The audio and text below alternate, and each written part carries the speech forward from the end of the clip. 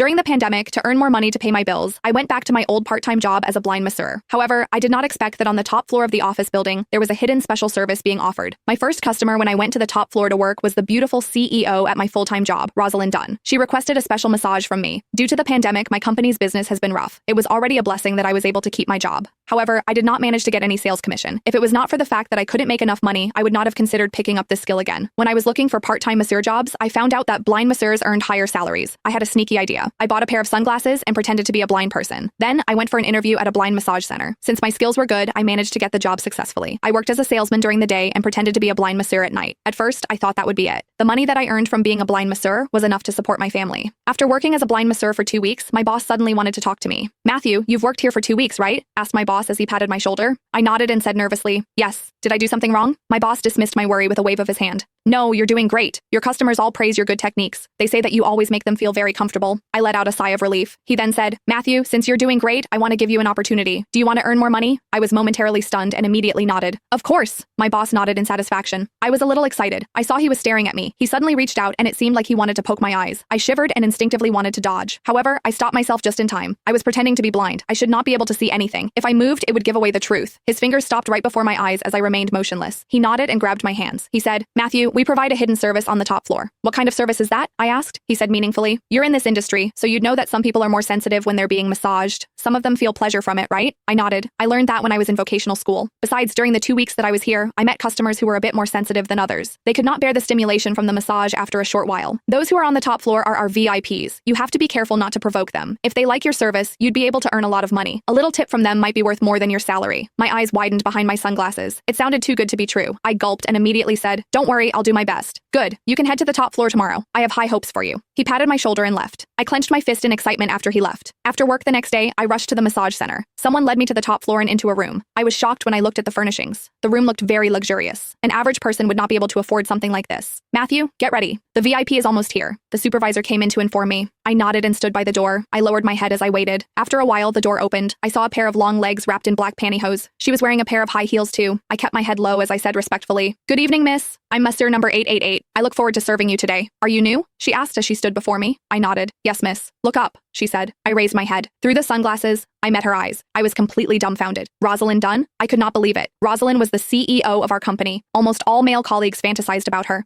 I was no exception. I was a normal man after all. Even though I was married, it stirred some feelings in me whenever I saw a beautiful woman like Rosalind, but I had not expected to see her here. "Take off your sunglasses." "I don't like when people talk to me with sunglasses on," Rosalind said coldly.